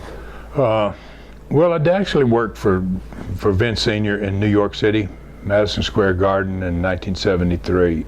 But the reason was, I think, because Florida had a tape in there at that time. Vince Sr. he wanted to keep control, obviously, of his territory. And there were so many stations in New York that other people were trying to get on. And he went to Eddie, who was a personal friend of his, that Eddie had worked for him for many, many years, Eddie Graham. And he said, "Can I use your Florida tape in New York?" And so they put the tape in there. And after they ran that tape for a while, they started sending guys out of Florida to work Madison Square Garden. Yeah, and Jack Briscoe was one of the first to go. And in fact, Jack found out I was the second to go. And Jack says, "You going to New York?" I said, "Yeah, man." You know, and he said, "You're going to be surprised at your reception." And I was, I couldn't figure out really what he meant by that, but it was the fact that I'd never been to New York, and I didn't know that we had a tape up there. I didn't know that the Florida show was there. And when I went to the ring, gosh, I got a tremendous ovation. I was like, Jack was right, what's that's all about? Then I started asking questions, and they said, well, the Florida show is up there. And I think they kept that show there for many, many years. And it made it hard for Vince because that Florida show was so good, so much talent, so much wrestling. It was a different product than Vince Sr. And Anthony Roger wanted me to ask you about wrestling in smaller towns like Bayou La Batre. Bayou La Batre, yeah, Bayou La Batre, just outside of Mobile. I like wrestling in smaller towns. Your fans are rabid in those places. I did it a lot in Knoxville with Southeastern because you only had two major cities. I wrestled in Knoxville on Fridays, and we wrestled on Tuesday in what's called the Tri-Cities up in the northeastern part of Tennessee. Johnson City, Kingsport, and Bristol, Tennessee are only 20 miles apart. Pretty good population there. Other than that, every single town we wrestled in were small towns. 4 nights a week we wrestled in small towns. And we couldn't have run the business we had there without those small towns all selling out. And you could go in those small towns and I had to really tell guys not to do too much because they were so green. Those fans were just so rabid. You could go out, you could shoot a guy in and take a tackle and get a headlock and take me over. And they'd pop. And when I'd go watch those matches, I'd have to go back and I'd say, guys, hey, don't give them everything. Let's wrestle for them and give them a hell of a lot of wrestling. And but yeah, wrestling in small towns are good. Those fans are really, really into it. They don't get the show every week, and when you go there, it's a big deal for people in a small city. And Sid Vicious wrestled in your territory in the early days, but I'm not sure if that was one of the years that you were off or not, but do you have any memories of Sid Vicious? Well, Sid, I've been around Sid a little bit. Sid's wild. Sid's all, and he's still wild. I'm dealing with a guy, I wrote a book, not about wrestling, about a totally different subject. And the guy that's working with me on this book is about to write a book for Sid. And he told me yesterday, I talked to him, and he said, oh, yesterday Sid got on the phone. He goes, he was wild, Ron. I mean, what's that all about? And I go, well, that's just Sid. I said, the next time you talk to him, he'll be sweet as hell. And then, he called me back the next day, and he said, Sid called me back. He was totally different. And I go, yeah, but tell me about it. No, Sid just is. Wow, he's just he's pretty far out there, man. And Bobby Lamar has another question about Ron Wright. He's asking if you could tell your best Ron Wright story. Gosh, there are so many of them. I love old Ron Wright. I used to fly with him. and he had the plane, and he had a twin-engine plane, and it was a nice little plane. And he had his brother named Don Wright. And one time we flew from Knoxville, we're going to Memphis to wrestle in Memphis. And my dad lived between Knoxville and Memphis on a big ranch. It was about 80 miles outside Memphis in a town called Bolivar. And we're flying over there, and it's daytime. And Ron says, "Your dad," he says, he's got that. Don't he have him a runway on his farm?" I said, "Yeah, but he's only got a single engine plane. Why? What are you thinking about?" And he goes, "Well, let's just find his place and see if we can land." I go, No. I said, "He's got a fence around his runway because he's got cows and it's in the middle of a pasture." And I said, and he's got a single engine plane and you got a twin engine plane here, Ron, and I don't think it was. Well, let's just try to find it. So we fly around in circles and we find a water tower that has the name of Bolivar, the town the dad lives in. And I'd never been in the plane trying to find his ranch from there, but we find the ranch. And he says to Donnie, his brother, he says, "Donnie, let's try this. Let's just buzz this runway one time, see if we can put her down here." And I'm going, "Guys, no, let's don't land here, man. Let's just go on to Memphis." No, let's run wherever, it's gonna be all right. So anyway, they land. And my dad sees them flying in, and he comes down and picks us up.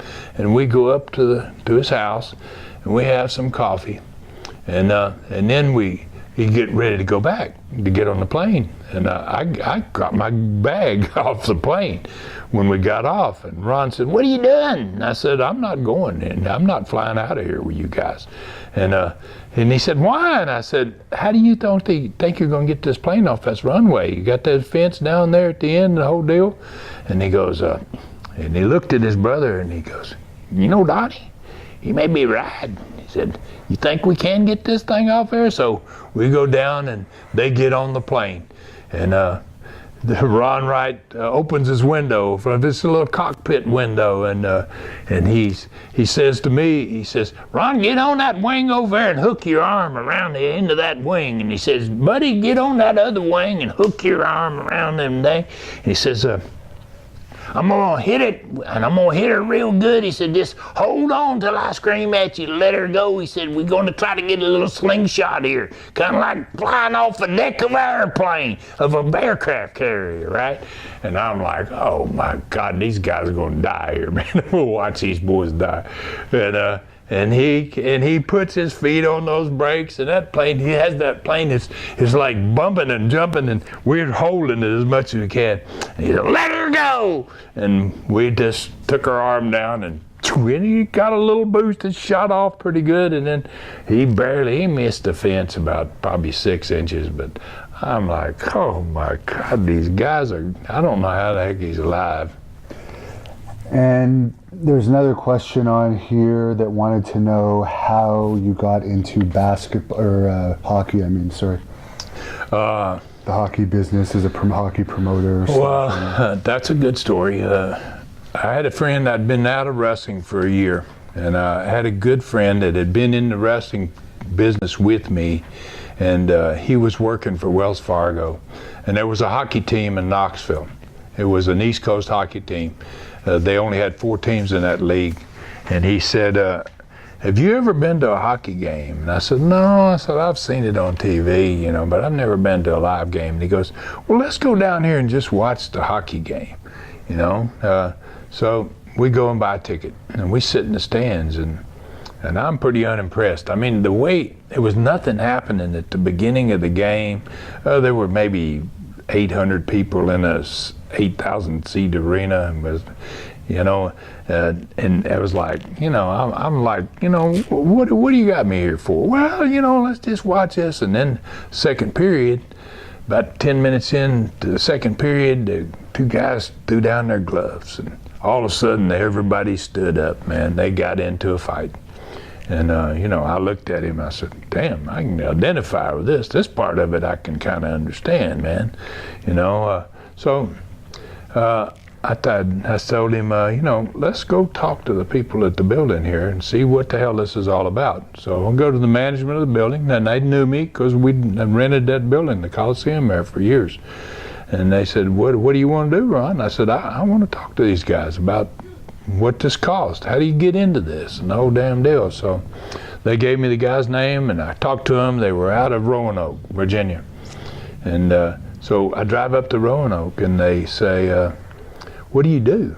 I was a big guy, what do you do? And I said, I'm a wrestler. We used to be a wrestler, They go, are you interested in getting in the league? And I said, yeah, maybe, I said, what's it cost? It was $25,000 for a franchise. They only had 4 teams in the league. They weren't drawing 1,000 people a game, none of them. And I said, yeah, I'd like to try. I'll buy into that, And they go, you're not going to have a goon team, are you? You're not going to have a bunch of goons on your team, We don't want to have that. And I said, no, I'm not. I said, I don't know anything about hockey. I don't even know a coach. I've never seen but one live hockey game in my life, right? So they said, okay, well, yeah. So they put us in. And they said, where do you want to play? I said, well, Nashville. It's a bigger city than Knoxville. It's got a bigger building. Want to go to Nashville. And they said, that'd be fine. Then they helped me for the whole summer find me a coach. And they kept saying, now, talk to me. Don't go and find your own coach, Ron. We need to kind of give you a little bit of help, So I interviewed guys. I'm interviewing coaches, and I don't know anything about the game at all. And I interviewed a guy named Archie Henderson. And he's from Canada, and he's a big guy, and I like him. I get along. I said, hey, I think I'm gonna hire this guy as a coach. And so I called the guy at the league. I go ahead and work the deal out with him, and I hired the guy. And I called the league guy. Says, you find a coach? Yes. Yeah, I hired a guy. What's his name? I said, Archie Henderson. And he goes, no, Ron, you didn't say Archie Henderson. I said, yeah, Archie Henderson. He goes, oh, Ron, he goes, he's the biggest goon that ever played in the National Hockey League. He goes, you're going to have a horrible team. They're going to fight. They're going to fight. They're going to fight. So I was like, oh, goodness, man, we're not going to fight, guys. I said, I don't want to do anything. I'm not buying this team so I can have a goon team. I want to have a good team. I want to have a team that's going to draw some people, win some games. Oh, it's just going to be bad. So I spent 2 months before the season starts just telling them, hey, listen, don't worry about it. They ain't going to fight, that whole deal. First night we play Knoxville. Natural rivalry, 180 miles apart, those two cities. We're playing in Knoxville. And we had the biggest hockey fight I ever saw in my life. It's unbelievable. It started out with 2 guys, and you got the 3 referees out there, and another 2 dropped their gloves, and another 2 dropped their gloves, and another 2. There's 5 fights going on. And the referees can't stop it. It's a brawl out there, right? And I'm up in the stands. I'm going, oh, this is horrible. I told them it wasn't going to happen, and it's happening. Oh, this is bad. I'm just thinking, oh, this is hard. And then they finally get it under control a little bit, and the 2 goalies drop their gloves, and they skate to center ice, and they fight. And I was like, oh. And then I look, and Archie, the 2 benches are side by side, and they got the glass between them, and Archie climbs up and reaches over and gets their coach and drags him over the glass, and he's pounding him. Yeah, and that never happens. I was like, what in the hell? I've never seen anything this bad. And then first game, next morning, boy, early in the morning, I get the league commissioner, man. He calls me, he goes, Ron. Oh, Ron.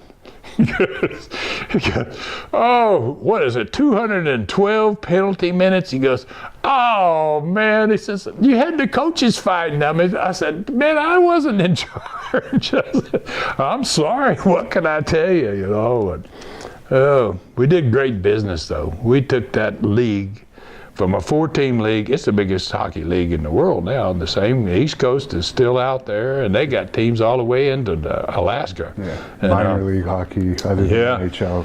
We bought that franchise for $25,000. Yeah. Ran the team for 1 year, sold that business for $700,000. $700,000.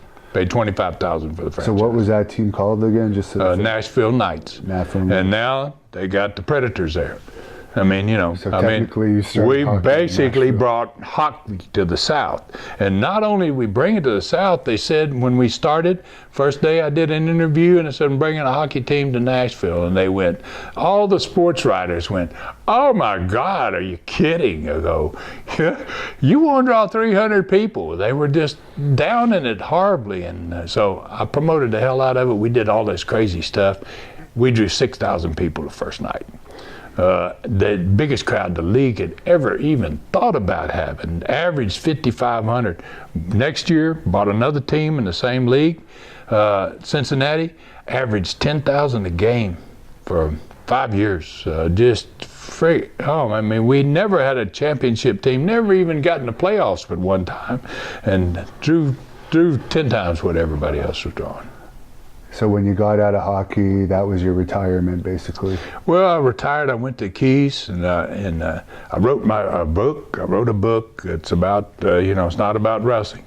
And then in 2002, I decided I wanted to go back to work, and I went into ADT. I got a franchise in ADT and built a pretty big company. In fact, it's the 12th largest company in North America, 12th largest ADT dealer in North America out of Tampa. Wow. Well, fans that gave the fan questions, I just want to thank you for that. And we're going to end the live stream portion of this right now. I got a couple more questions. The story of when you faced WWE head-to-head and actually outdrew them in Knoxville. Yeah, in Birmingham. Or Birmingham. Birmingham, okay. Yeah. What happened is they brought, and what they did is they brought a lot of the guys, we developed a lot of their talent. Hulk Hogan came from us. Brutus the Barber Beefcake came from us. Arn Anderson started with us. Briefly. Huh? The Rockers briefly. The Rockers, very briefly. They started out there. Jesus, so many others that I can't remember all the guys. Schultz came from there. I mean, we developed a whole lot of guys and so when they came the first time to wrestle against us, they came on the same night as us in Birmingham.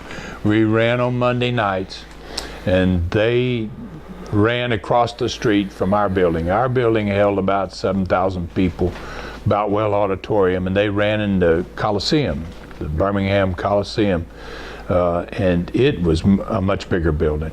They brought Hogan, they brought Brutus, they brought everybody that we had trained and that had been stars for us, like Vince was doing at that time frame. And so my brother and I sat down and talked about it and said, we don't want them to come in there and do worth their crap, and what can we do? So we had done these 2-ring battle royals annually once a year, and we normally would raise the price because it's a pretty spectacular event. So we said, let's do a 2-ring battle royal. Instead of raising the price, let's drop the price by $1. So by doing that, and we're running head to head with them, we get our match started about it's full. I mean, we got a capacity crowd. I didn't know what they had over there. Didn't care. Wasn't going to go over there. Didn't send anybody over there. But Hogan came over, and then Brutus came over, and a couple of other guys came over, and they came in the back door, and they looked at the crowd, and they were like, "Oh shit, man! How the hell did you guys do? You're sold out." And I said, "Yeah. What are y'all doing over there?" He said, "Man, we ain't got nobody over there." He goes, "How the hell did y'all?" He said, "Everywhere we go, they're selling out all these buildings." And he goes, "You guys got to sell out, and we don't have anybody." Go, "What in the hell are y'all doing?" So, man, you could compete. You really had to work at it, but back in that time frame, I could see the writing on the wall, the way it was going, and Vince's, the way he was taking care of business and the way he was doing business and stealing talent and using them against you, and had the national TV, and there was no way to compete. And you mentioned Schultz. I forgot to ask you if you had anything to say about Schultz, because his interview with us is one of our more popular ones. Oh yeah, he's always been a nut. David is he's an off-the-wall character. He's trained by my grandfather's brother. Yeah, he Herb. told me the story. He told us the story of that. Yeah, trained by Herb, and Herb was a bad son of a gun. Herb was really, really tough, and you know, David told me he couldn't get out of his car. Had to have his wife blew his horn, say, "Hey, get out here and help me get out of the car." I mean, you know, and, Herb really, really put him through it. Herb trained another guy, Honky Tonk Man. Yeah. And Honky Tonk came from us too, you know, and he was trained by Herb too. Honky Tonk actually has our all-time most popular shoot, over 1 million views. I'll be darned. Great, man. Yeah. Good for him. I love Wayne. Yeah. Wayne is just a great guy. David's a great guy too. Both those guys started for me, worked for me in Southeastern and Knoxville. David went down with me, and so did Wayne. Wayne went down to Pensacola, worked with me there too. Really, really good guys. And you know, I feel a real close connection to them because somebody in my family trained them. And they really both bragged. I don't know if Honky Tonk told the story about training in Herb's barn and he never had any water. Yeah. And drinking out of the horse trough. Yeah. Yeah. Yeah. I mean, that was some kind of training, man. I'll tell you what, you know. Herb was tough too. Gosh, Herb was jeez, man. I would have hated to be trained by Herb. I feel sorry for him. Just quickly, do you think David is legitimately tough out of the ring? Because a lot of people say he was a bully, but I've heard from more people saying he wouldn't back down from most people. Oh yeah, David would. David. He also carries a lot of guns on him, from what he tells me. Oh yeah, well he does now. You know, after doing the bounty hunter deal. But yeah, he was. David was really a gutsy guy. You know, I mean. And, you know, Stossel said the wrong thing to the wrong guy. I mean, and David didn't do that just because Stossel was small. If Stossel had been a big guy, he still wouldn't have stopped David from smacking him around. Well, here's your wife coming to get you, I think. So I'll just wrap it up with one more guy I wanted to ask you about was Ric Flair. Super guy. Rick and I. Rick came work for me the very first time I saw Rick work. He came to Knoxville in I'm gonna guess it was 1975. And I called over and talked to Jim Crockett, Sr. And I said, can you send me a couple guys off your TV? Because there was an overlap in our TVs from across the Smoky Mountains. And I said, can you send me a couple guys? And he sent me Ric Flair and Ken Patera to work in Knoxville. And what a great match they had. Then I started working with Rick. I was running into Rick a whole lot in St. Louis because they were pushing Rick then, and he was going to be headed in that direction. And I was there a whole lot too. And we partied together a lot. Rick's a partier, man. What Rick used to do, one story about Rick loved to come and work for me. He would take my heel crew on Fridays. And we do TV on Saturday in Dothan, Alabama, and we work in Dothan on Saturday night. And he would come in and work for me for a week, and sometimes he would leave on Saturdays because he had TVs and other places to go. And he would take my heel crew out drinking with him, and he'd kamikaze them to death. I mean, he'd buy those kamikazes for them, and just the next day when they would come to my Dothan TV, they would be sick and dragging, and I was like, I'd be looking at them coming in the door, and I'd like, oh, that damn Flair. And he would sometimes call the television station and say, go down and get Ron Fuller, and I want to talk to him. This is Ric Flair. And I would go up in the control room after one of these party nights, and he would get me on the phone, and he would start laughing. He would go, what'd you think? How were they today? I'd go, you son of a bitch, you know. Oh, man, I can't believe you don't do that to me. And final question before I get heat with your wife is best advice for a heel like myself to get good heat. Best advice to get good heat? Smile. A lot of big smiles, man. I always got a lot of distance out of just, especially when you're getting some heat, to just keep pouring on that big grin like you're enjoying the hell out of it. You can't make them mad enough. This wrestling business is a tremendous business. It's a shame it's where it's at, in my opinion, this day and time. And it could have been totally different had things been different. Real quickly, we had a chance in 1985 with Continental. I had a company in Houston, Texas, that found out about us, and they said, first they said, we want to get you in the Middle East. Okay, we want your program because we like your talent, we like your people. And so we started sending our program to the Middle East. We were selling in Saudi Arabia and Qatar and some of those countries there. And then they said, we won't get you on national television. 1985, they brought me to New York, and they took me to television, to CBS. And and they said, you got a great product, and I backed out of the deal. I didn't want to get. I think if I had gotten and taken that deal and gone to a national television program, I would have been there before Vince, because Vince wasn't there at that point. He hadn't had the national hookup. But I felt like that. How would I deal with all the other NWA promoters and deal with all those people? But I think had it been somebody else that got in it rather than Junior, I think it would have been a different business this day and time. It's still been big. It has still been what it was. And to close this off, is there anything you want to plug? Obviously, you have the Studcast going. Any other projects you want to plug? I do a Studcast. It's at tnstud.com. Or any podcast outlet you get a podcast from, and then once a month I do the Super Studcast, and I try to do other guys. I do stories about Andre. I've done Ron Wright, because you can't talk to them; they're no longer here. But I give them 3 hours, close to 4 hours, and the one about the Knoxville War, I'm enjoying it. I like it. It's an opportunity to still stay involved. Is there any final message you want to tell your fans that have watched this for 2 hours?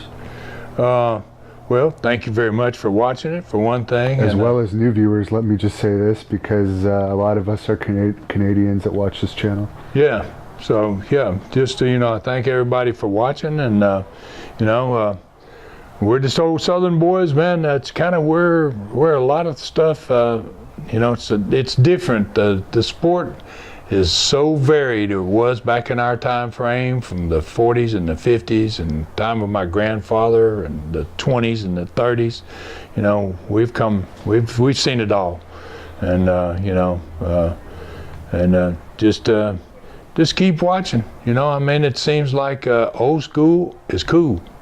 There's a lot of old school fans out there that miss guys and wonder where they are now and what they're doing, and it's guys like you and what you do that keep all of this alive. Unfortunately, the old school younger wrestlers are few and far between. Yeah, that's true.